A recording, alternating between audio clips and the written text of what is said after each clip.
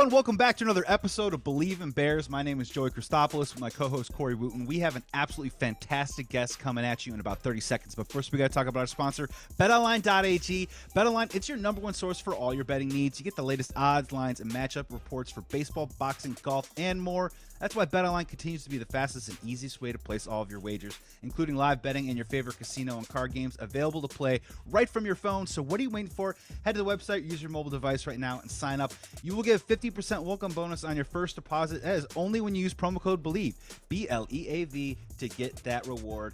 BetOnline, where the game starts. Ladies and gentlemen, thank you so much for coming into the pod. Got a great show today.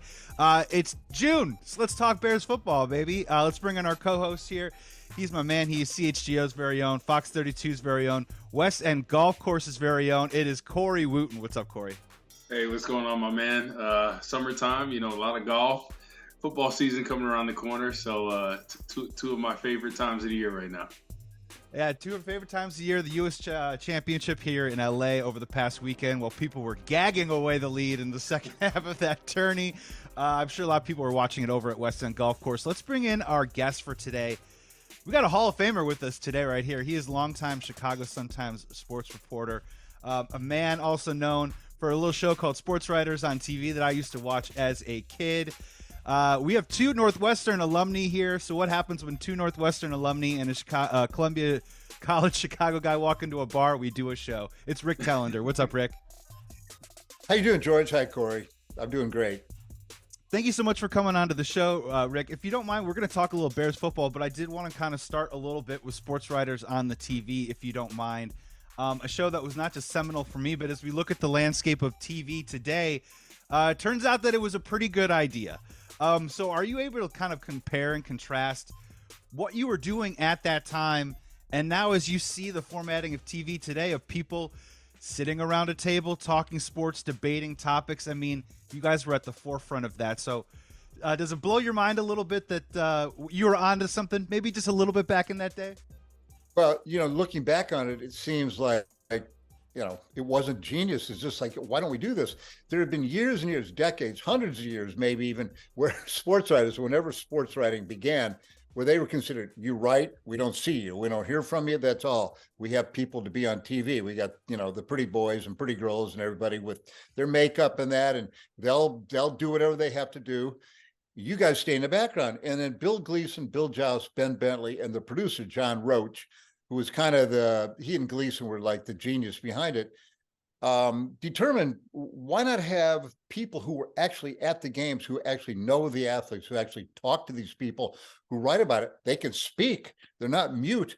Why don't we have them talk about it instead of having talking heads talk about it? Let's have actual people who are involved in the games do it. And those guys, they're old boys when they started. Our first show was, believe it or not, it was late December 1985, right before the Bears would win that first Super Bowl. That kind of propelled us into the future. But Gleason and Joust and those guys seem like, Gleason with a cigar in his mouth, old-fashioned.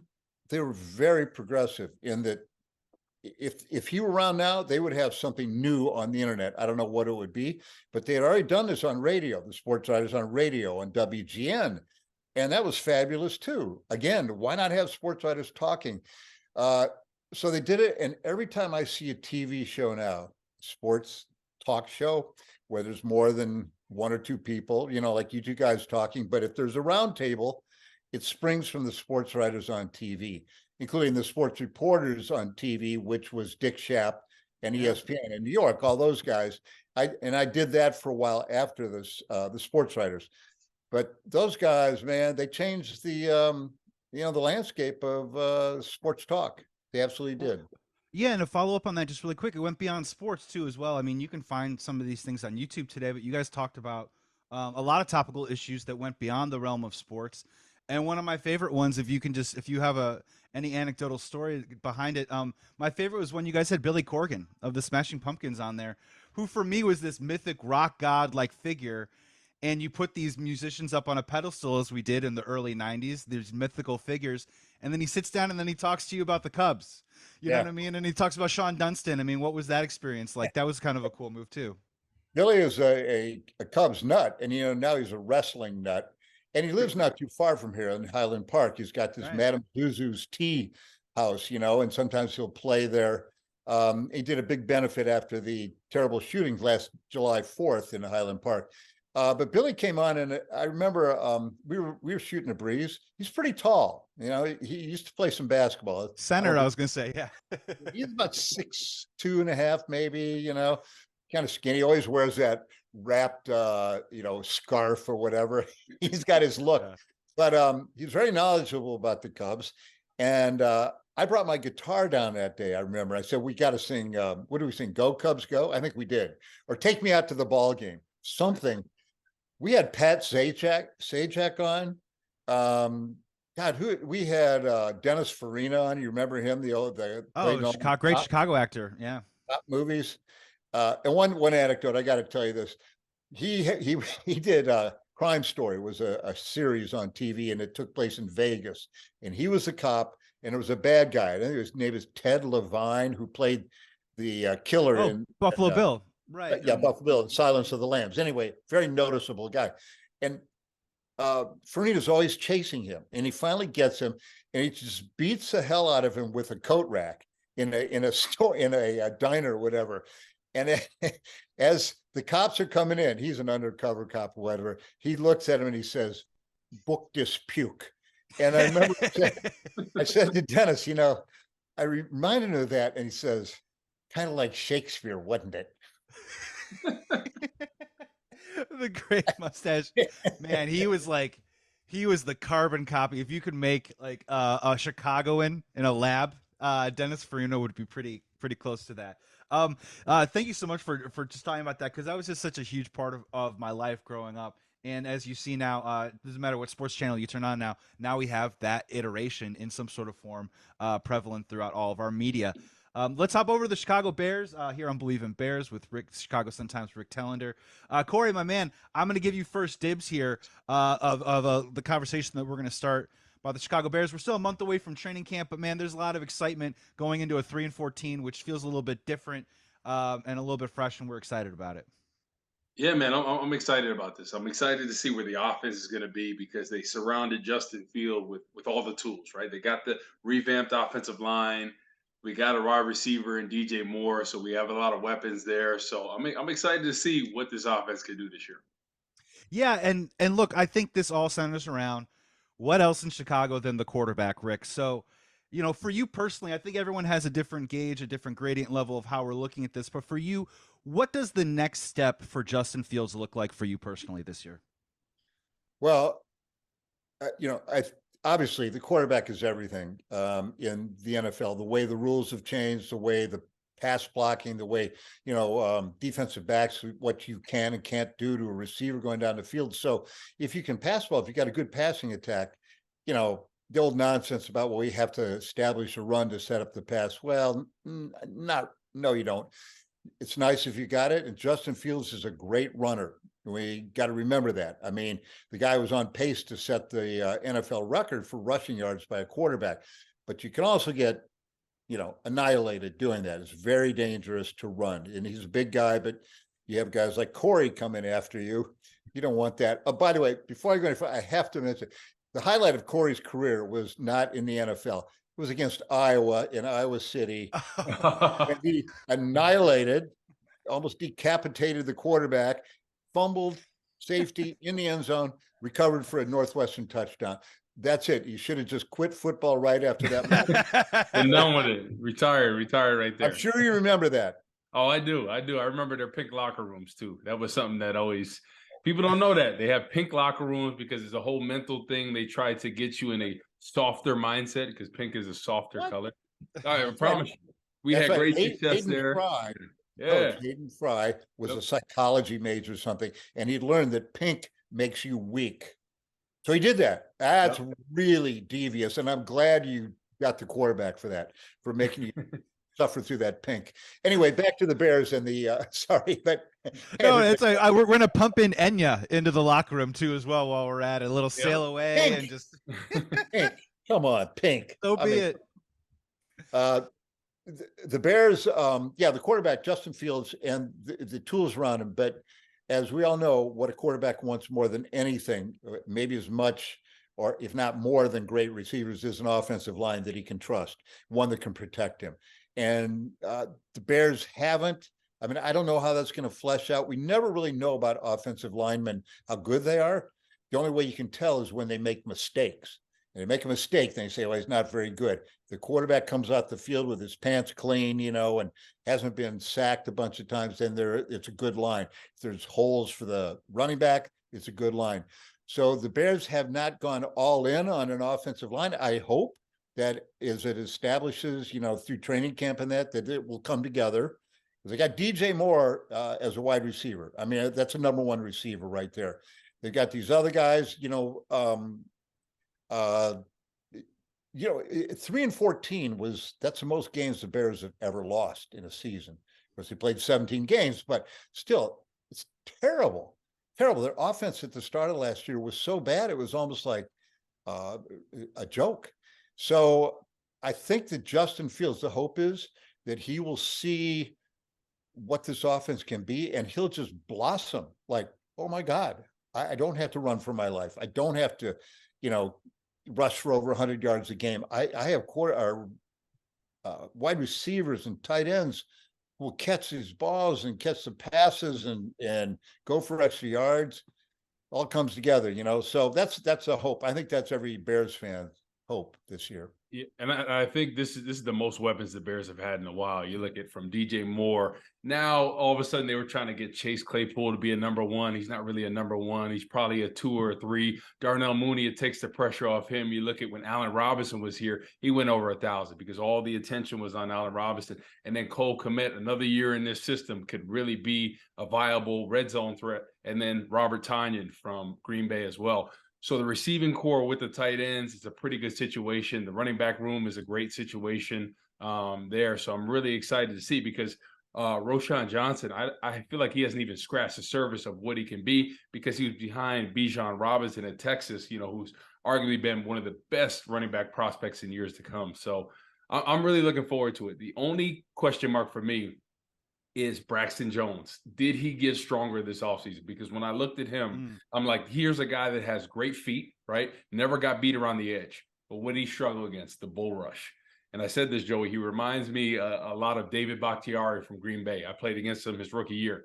Really struggled against power. I could give him the long arm and all that. And then next year, he really worked on his anchor and his strength, and it was night and day. And then he played at a Pro Bowl level. So if Braxton Jones can do that, he could really be that left tackle of the future. You got Darnell Wright, who in my opinion was one of the best pass protectors coming out of this draft. Will Anderson raved about him. He said he's the best guy I've went against my whole college career. So I think that's telling about Darnell Wright. So if everything could work together, you got 2 tackles that are here for years to come. You got 2 guards as well, and they're going to try to figure out that center position. But I think it's a pretty good situation if everybody plays up to par.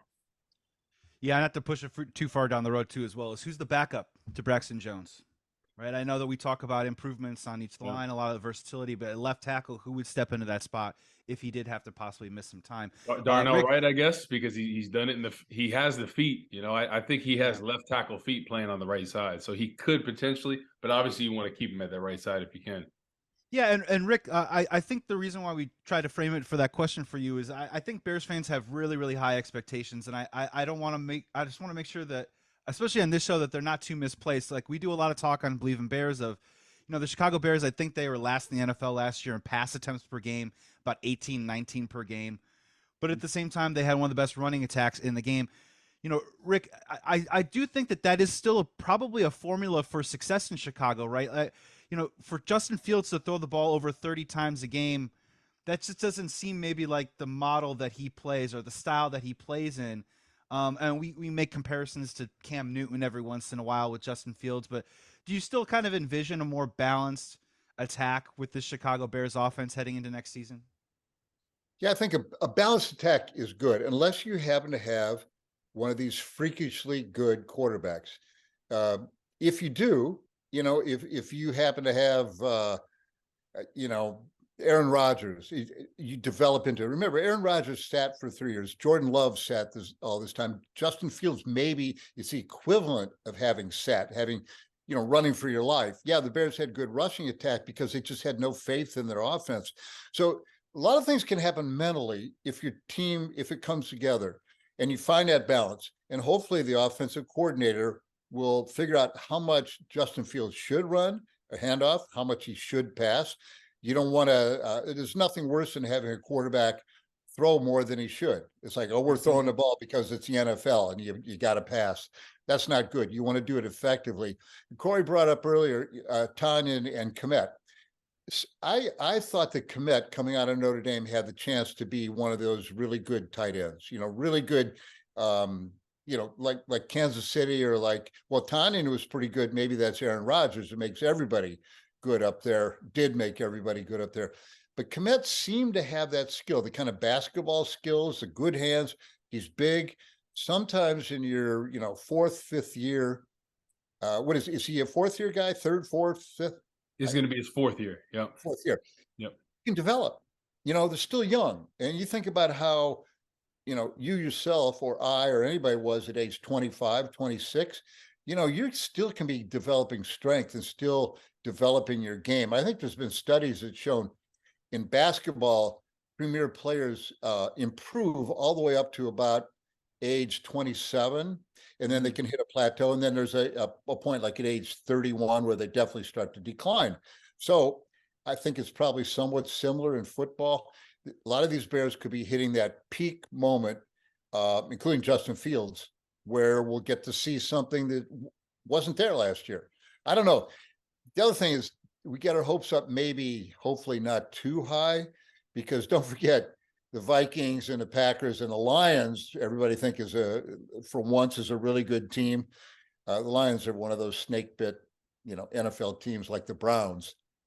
Actually, the two teams I would love more than anything to play each other in the Super Bowl, because one of them would have to win, which would be awesome. But I don't know. The Bears better not get cocky, because I think a lot of prognosticators still have them finishing like fourth in their own division. Yeah, I think the biggest thing for the Bears this year is, we have all the weapons there, but really rely on the running game. I think that's going to be the biggest thing. That's going to set up everything. If you can get that run game going, it really keeps the defensive line off balance. Then you can work the play action, you can work screens and draws, and then everything comes. And then all of a sudden you can open up the passing package. That's what I'm hoping, that they don't just try to guns a-blazing, throwing the ball down the field early and often, really establish that run. And then you'll be able to do what you want to do, because you look at how they ran the football last year. Now all of a sudden we got these weapons and everything will open up downfield. Yeah, I think that's a big belief system here on Believe in Bears, is that I think we get obsessed with statistics. I know Bears fans do. And I just think Justin Fields doesn't have to throw for 4,000 yards next year for it to be a wild success of a season.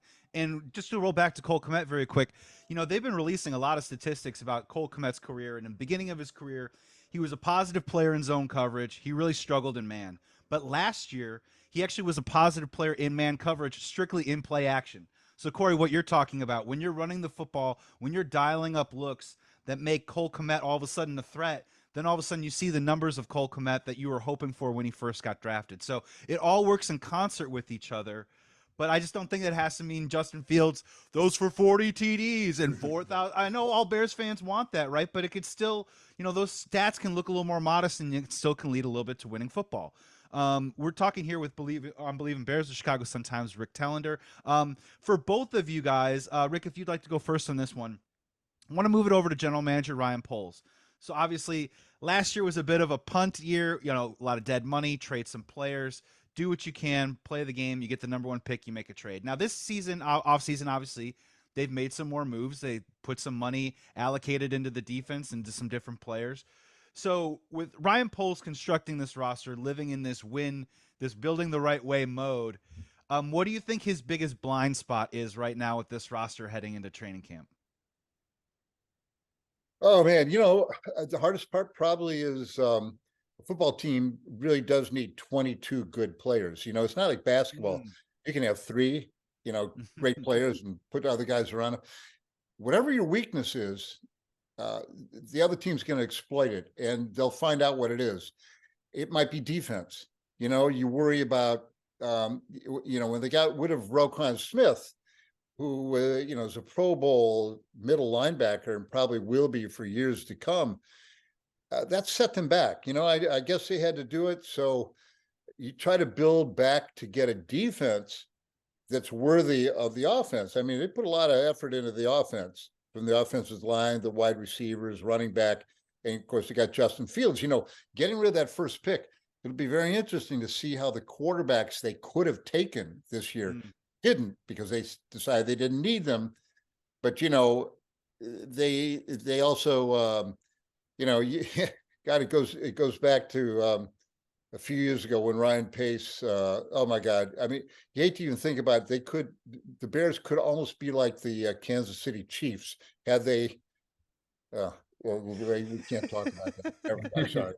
You're talking about, I was gonna say, we should have taken Solomon Thomas, right? Solomon Thomas, if we had just taken him. Yeah, Solomon Thomas, right. Whoever he is. No. And you asked about the blind spot for Poles. I'm really not sure. This will be his year, and we probably won't find it out till the season.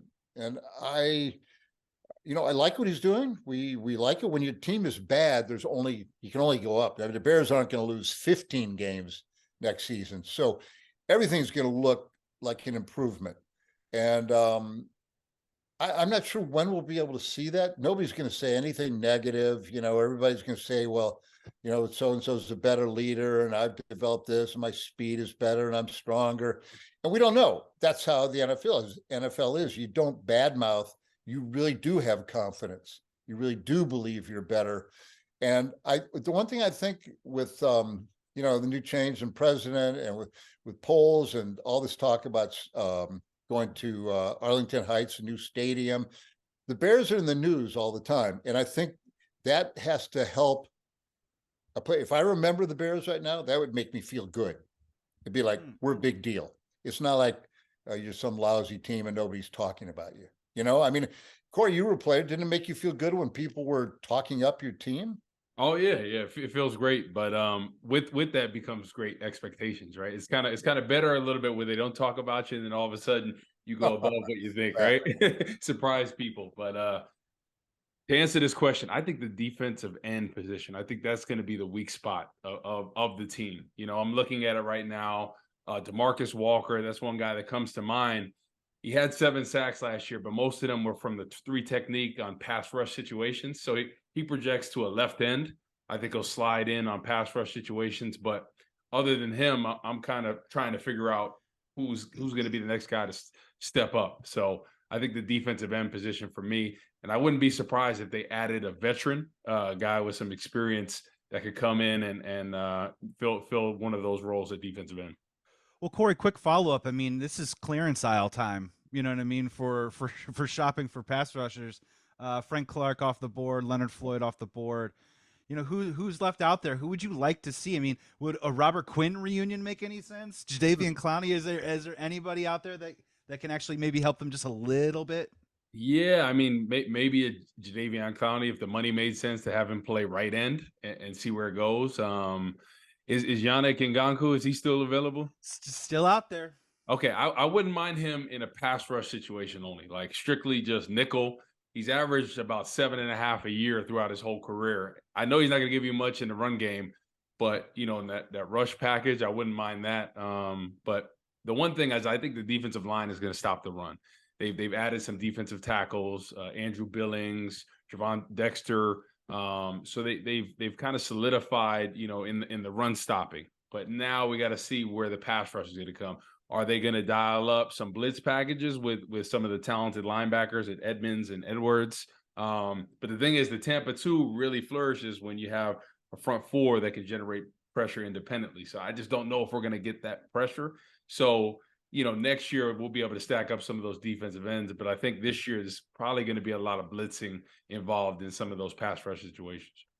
Yeah, I mean, Kyler Gordon, maybe some linebacker blitzes try and be deceptive. I mean, if they stop the run, Corey, a little bit better than they did last year, you do think that it gives them a little bit better shot just maybe getting off the football field and helping the team out. Just a couple more here. Rick, you touched on it a little bit. I would just love to hear your thoughts. You wrote a really great article very recently about Arlington Heights and let the bidding begin. Let the leverage and this is all of a sudden this bleeds over from sports into more of the business side of the business, and it can get a little confusing. So tell us, are you excited for the Waukegan Bears? They keep looking at sites that get farther and farther. I'm thinking, why not, somewhere just across the river in Iowa? Let's go for it. Let's go for it. Yeah, but give 2,000 acres. They can build, 15 flags over America. It really is the kind of thing where a lot of this is posturing, guaranteed, and leveraging. And the thing about the NFL, it is a cartel, meaning that it's established a group of businesses. Nobody else can get in. It fixes prices. It limits its product, and it demands all sorts of services that nobody else can get into their particular business. Chicago, in one of those columns, I mentioned that the country, the United States, has grown by 45 million people, citizens, since the last expansion team came along. Well, if this were England or Europe and it was a soccer team, there'd be 30 new soccer teams, but it's not even one new NFL team. So the Bears they got the negotiating power that only you can have if you are a member of something like a cartel, which is like, monopoly sort of. And it's legal. It's weird. It's a very weird arrangement that's been established for the NFL. So if you don't want the Bears, if you don't give them what they want, well, they'll take their ball and go home. They might end up back in Chicago. There's lots of talk about the old steel mill down on the far south side on the shore, Lake Michigan, but there's not good transportation there.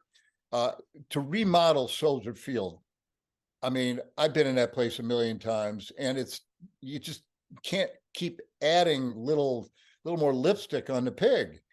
I mean, it's too small. They never should have put what they put in there inside of those colonnades. It didn't fit. Could have moved the colonnades one way or the other, done something. But now to dome it would be really weird. It's the smallest stadium in the NFL. They need a new one. You've seen all the new ones that they built in Las Vegas, Santa Clara, all the bells and whistles, like the one down in Texas, the Cowboys have. Hell, the Jumbotron's bigger than Soldier Field. I'm not saying Chicago has to be like, this high-tech place, but it's one thing to be in the 1950s and at least move ahead into the 21st century. My gut feeling is eventually, and it won't be for years, but they will do the Arlington Heights thing. I really feel that. The city of Chicago is strapped for money, and if the Bears want all these concessions, be hard-pressed on a new mayor like Brandon Johnson to just say, here it is. So we keep following this. Naperville, Arlington Heights, Waukegan, Chicago, multiple places in Chicago. I'm from Peoria. I mean, I don't know. Right there by Oswego. It's open for business. Corey, real quick, from the player's perspective, what would it, when we're talking new stadium, new amenities, stuff like that, what is the most important to you?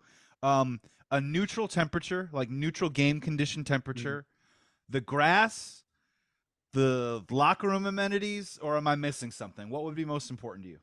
So I think the biggest thing is when you're talking about from a defensive lineman's perspective, right? You're talking about the acoustics, right? For when you got to get the crowd noise up, something like similar to the 12th man, where it's really hard for the opposing offenses to get the snap count. But I think the biggest thing is field surface. Soldier Field for so long has been arguably one of the worst playing surfaces. We got used to it, but it's not very good. But if it would feel weird in the suburbs, right? Like Chicago, it's in the city, Soldier Field. Like I know it's going to be hard to renovate or reconstruct it. So I think it's probably going to go to the burbs. But, somebody that played there, it's just something about being downtown, right on the lake there. It's like, oh, I'm going to Chicago Bears game. I'm going to the city. It would kind of feel weird in Arlington Heights. It really would, to be honest with you. But yeah, you're right, Corey. It would be very weird. To me, yes, the grass surface is the most important thing, and not being 40 below zero or sleet, something like that. But if the turf is okay, that's good. But the thing about an NFL stadium, it's really only used 10 times a year. The rest of the time, it just sits there and you look at it. Now, they use Soldier Field for concerts, use it for, soccer games. They've used it for numerous things, maybe dog shows. I don't know. You can have big trucks. You can do all kinds of things there. But it really is just like something that just sits there. And if you only, the players don't practice in the stadium. I know at Arrowhead, the Chiefs always practice right next to the stadium. Now I don't know if they ever practice in it, but they're right there. Other places are like that too. Like the Giants too, yeah. Yeah, the Giants. And the Bears have always practiced miles and miles away. Never even close. Lake Forest is 25, 30 miles from down there. So there's kind of a disconnect there. And as a city, as a taxpayer, people have to think, what are we getting for this? And studies have shown over and over again that citizens just get ripped off over stadiums. They just do. The money doesn't come in, all these jobs, quote jobs and all this. Most of it is churn that would have been there anyway. And then again, it'd be like 8, even with preseason games, at most 10 Sundays that the Bears would be there. And then people leave quite often. They go somewhere else. So it's a big deal. I know for the city, nothing better than being right down there. That just looking at the skyline and all that stuff. But if I were a Bears executive, if I were Kevin Warren, president, or I don't know if Poles has any say in it, Scott Hagel, the other people there, George McCaskey, for one time in our history, just to start without putting something together, kind of jury rigging something, just doing it. This is our stadium. Soldier Field was never built for the Bears. The Bears, when I was a little kid, I went to Wrigley Field to watch the Bears. Soldier Field was a big, wide open track stadium. So my thought is to have one stadium built just for me, the way I want it, with all the bells and whistles forever and ever. I would do it. Yeah, I know Arlington Heights is not Chicago. It would be unfortunate, but that's what I would do, unless Chicago can come up with some. I don't know how they do it. So are you in favor of a dome? Yes, a retractable dome. Absolutely. Just so you can have a Super Bowl, things like that. I've been to Super Bowls in Minneapolis and in Detroit. Come on. If Detroit can have a Super Bowl, so can Chicago. And that's because they had domes. Yeah. The only reason why I'm against it is it's such a home field advantage when you're outside in the cold. And like 2010, we played the Seahawks, right? It was snowing. It was maybe 10 degrees out, and they didn't want to be there. They didn't want to be there. They didn't want to play. They hit the ground. They were getting up slow. So I feel like it is a home field advantage to play at Soldier Field or somewhere in Chicago where the wind is whipping, the weather's cold. We played the Cowboys in 2013 where it was -10. They didn't want to be there. I hit Jason Witten. He came across and blocked me. He's like, "Oh man, I don't want to be here." So I think it is a competitive advantage when it comes down to playoff time. To be in a cold weather place, you're like, "Oh, we're built for this." Yeah. And we're going to grind it out and we're going to win this game. So the Bears have a lot of guys from the South, though. And listen, you might have to play Buffalo in January in Chicago, play the Bills. They're used to cold weather too. Yep. That's an interesting concept. The more miserable you make the place, the better it is for the Bears. Yeah, it's like in the movie Major League, right? Or like, you know what I mean? Mess with their flights. You playing the Saints, and when it comes time to playoff, man, they're used to playing in that dome. It's nice. Yeah, they're all a bunch of pansies, all those guys indoors. There's air conditioning, let's face it. But that is true. And I just think of some of those games. I used to love watching the snowfall, like at Denver. When there's a game, because Denver has a weather system. It comes over the mountains. It might not last, but they'll get a blizzard. I don't know if you ever played there in a blizzard that would last maybe an hour. Mm-hmm. Were you ever there, Corey? So I was there in 2011 with Tim Tebow when he was the quarterback there. We played him early in the season, so it wasn't when it was snowing, but it wasn't too bad. I'm trying to think what, if every team has a dome stadium, the ones who don't, it really does make a difference. It makes a difference in how you plan your offense, who you want as a quarterback. who you want as your receivers, blockers, everything, and even on defense. Yeah. Because if you figure you got 3 games where the weather's going to be miserable, cold, and these guys come in like the Dolphins come in or the Raiders, and they have no idea what cold weather is, and they're like, oh, geez, wrapping themselves. They put plastic on and Vaseline and everything. That can be a factor. Back in the day, they didn't have these heated seats and big fans blowing. You look back at that Ice Bowl game in Green Bay and Dallas.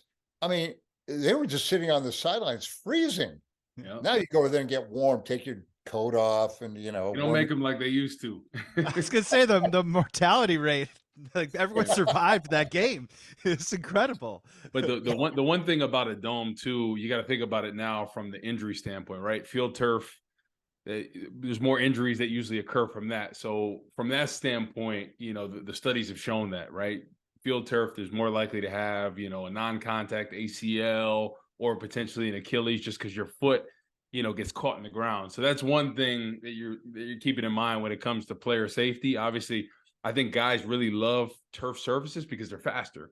But I think when guys are thinking about, okay, the correlation between that, maybe let me play in a place that has a grass field, if I'm thinking about the future and longevity of my career. Yeah, because, out here in SoFi, all the scuttlebutt is how much the players hate the turf there. You have this beautiful new stadium. Again, TVs as wide as the biggest giant whale you've ever seen in your life. You don't miss a thing. The amenities are fantastic. But Cooper Kupp is like, you are shortening my career with the type of turf you have on there, and we need to play on natural grass. What is the turf there at SoFi? So I think it's the field turf that's there. Like it's a why don't they have grass of all places? Yeah.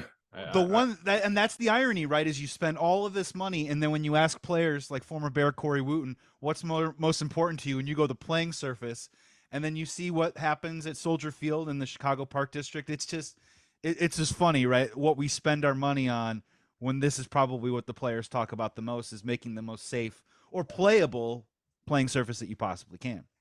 One final question for you, Rick Telander here of the Chicago Sun-Times. I wanted to have a fun one with you. As you mentioned previously on the pod, you've been doing this for 27 years as a columnist for the Chicago Sun-Times. You probably have heard it all from Chicago sports fans. I may phrase this incorrectly, which is humiliating in front of a wordsmith. But what is the biggest Chicago sports fan crutch that you feel like just never goes away? What is the one big cliche? And I'm going to give you 3 options here. What is the one that you hear the most? The man goes, man, we'll never let this go. Chicago sports fan talking about the backup quarterback. Chicago sports fan going up to you and saying, we need to trade X player for prospects. Or Chicago sports fan coming up to you and telling one of the owners needs to sell the team / the owner is cheap.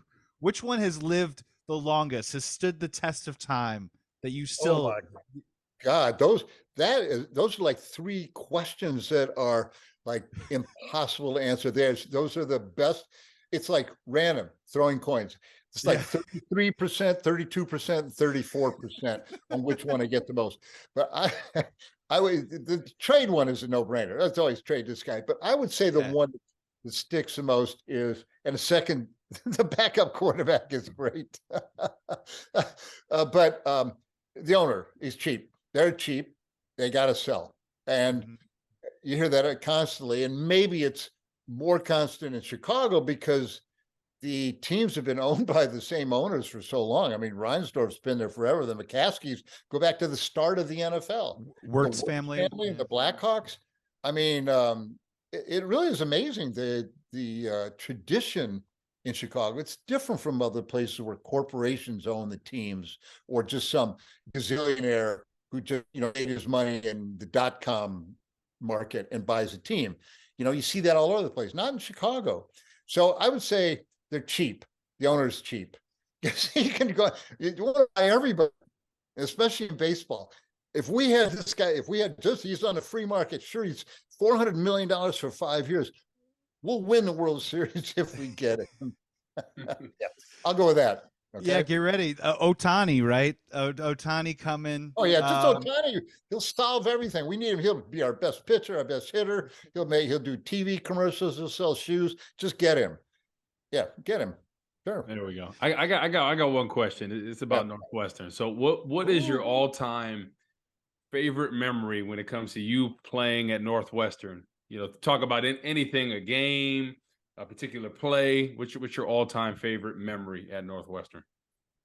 You know, I think my all-time favorite. It's funny how I only remember bad things. I mean, that's what comes to my mind. As a defensive back, just bad things. It's awful. Never remember anything good. But my favorite moments was watching my teammate Mike Adamley run for 317 yards against Wisconsin, and I'm on defense. I'm on the bench watching him, and it was just he won the game for us. It was magnificent. We didn't even need anybody else on the field. It was astounding. I do believe it's a fact. He ran the same play, the exact same, whatever was off tackle, 8 or 9 times in a row. Alex Agassi, our coach, just called it again and again and again until it led to a touchdown. And we're watching this like, damn, that was a great.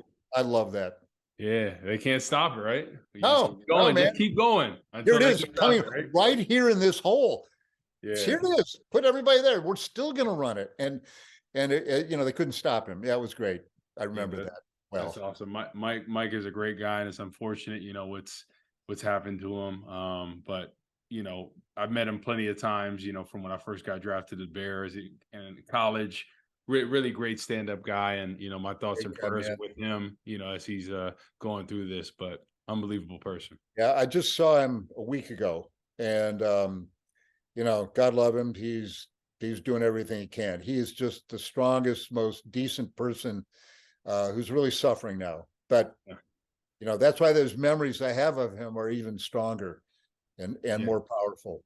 Yeah, no, it's unbelievable. It makes you put things in perspective, when you think you have something bad and things like that. But I'm just hoping. I'm glad that they're continuing to study more and more about the brain so they can make the game safer for people. So this doesn't happen, and it's a common theme with guys that have played. So that's why I retired. I got to a point where I was like, you know what, never had any concussion issues or anything like that, but I had my daughter, and I'm like ready to walk away. Was that it? I'm always curious about guys. CTE, the threat of it. Being in the middle of the shoulders is a problem. I always say, take your head off and put it on the sidelines. It would be no issue, but it's there. You can't block, you can't tackle, you can't do anything without using your head. But that was it for you, huh, Corey? No, that was it. I mean, I've been playing football since I was in 2nd grade. So all the hits to the head over the years, and they say it's not even the concussions, it's the constant hits. And I'm like, I probably had millions of them. So we never know. I feel good now. Knock on wood, I still do until the day I die. But, it's a very real thing that people are starting to realize. That's why you see people retiring. They get that second contract and then they're walking away. So, I'm all for making the game safer. People say, oh, it's soft and this, that, and the other. But when you look at guys that are suffering, you kind of understand it. I'll give a good comparison. In NASCAR, when not AJ Foyt, Dale Earnhardt died, and everybody said, no, we can't have head restraints. We can't do this. We can't do any of that. Well, they did it. They put in head restraints. You don't see people dying in NASCAR. It didn't make those guys into soft anything, and it didn't change viewership. I hope there's a way to do that with football. Really? Yeah, it is. I mean, it's still a physical game any way you want to put it, but making it safer when a guy's going across the middle and you can't get a shot right at his head when he's not expecting it, I think that's better for the longevity of guys' lives, and it used to be a thing, oh, well, don't hit me low because I'm worried about my knees or my ankles. And now guys like, don't hit me up top right now. So I think it's all for the better, and I'm just hoping they continue. There's still a great product in football. I think everybody's tuning in. You look at all the rising stars from quarterbacks from Patrick Mahomes, Josh, all these guys. So the game is still a great product. So anybody that says it isn't, I don't know what you're watching. You've also seen over the last several years these small little incremental rule changes to try and make the game a little bit safer. And guess what? It's as popular as ever, right? Exactly. So I know they're trying to do something with the punt return right now, where I think there might be a day where you might not even see that at all. I think you just might see the ball at the 25-yard line. They were talking about like the what is the league that The Rock had, the XFL. Have you ever watched it? Yeah, no, Yeah. absolutely. And I mean, I think, I don't know if they started at the 25. I think they might even start at the 30 or something like that. But Start I mean, 10 yards from where the ball carrier is, and then they start. So right. I don't know if they'll ever do that or whatever, but those are where most of those hits happen. I played with some guys that got knocked out cold on kickoff, like out cold. Like you had to get a smelling salt, still wouldn't wake them up. So it's a dangerous game. That's where you get blindsided and it's full speed hits. It makes you wonder, again, as the rules change, what about a guy like Devin Hester?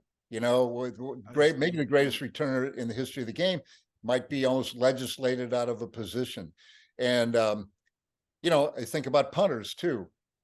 Everything changes. Games change. The NBA added the 3-point line. Nothing has to stay the same. So still 100 yards. Score is still the same. 1 point, 2 points, 3 points, and 6. Just a great system. Great for gambling, by the way, as if the NFL doesn't know that. All the other sports gambling places. But it is a good game. And I always say that if it hadn't been invented, boys would eventually invent it anyway. I started out as a little kid. We played, maybe all you got to play slaughter the man with the ball in the schoolyard. Call it something else, Kill the man with the ball, we called it. Yeah, you just throw a ball. You'd be little kids, throw the ball to somebody and just go and run and tackle him. He'd throw the ball away and somebody else get tackled. Just roughhousing. We like to roughhouse if we're due. Football is a great game, and it teaches you a lot about life. I mean, think about it, right? Going through adversity, going through tough times, working together in a team, battling through things, perseverance. It teaches you life lessons. And if it weren't for football, honestly, it's taught me some of the greatest lessons I've learned, from playing the game of football. So I'm all for it. Let's just continue to make the game safer for people, so that way people don't have the same issues that, the NFL players before us had. Good point. This was Believe in Bears today, presented by BetOnline.ag. Use promo code BLEAV, BLEAV, to get 50% off your first welcome bonus. Thank you so much for tuning into this show, listening to us on SiriusXM, Spotify, Apple, also checking us out on YouTube on Sports Talk Chicago or on the BLEAV Sports Network. My name is Joey Christopoulos. You can follow me at Joey Sports Guy.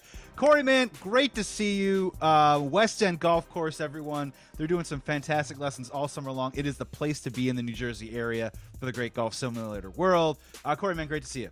Yeah, great to see you too, man. Another great pod. Rick, thanks for hopping on with us and talking some sports. Go NU always, and looking forward to the season, man. Love the purple, man. And just a tip, golf might be the worst thing ever invented, because you always hit a good shot and you say, oh man, I can play this game. Yeah, it's tough. It's the hardest game that you will ever play. It's something that you cannot perfect. Nope. I'm going tomorrow. I'm going tomorrow to get my hopes up. So yeah, exactly. Yeah. Oh yeah. Just a little slice.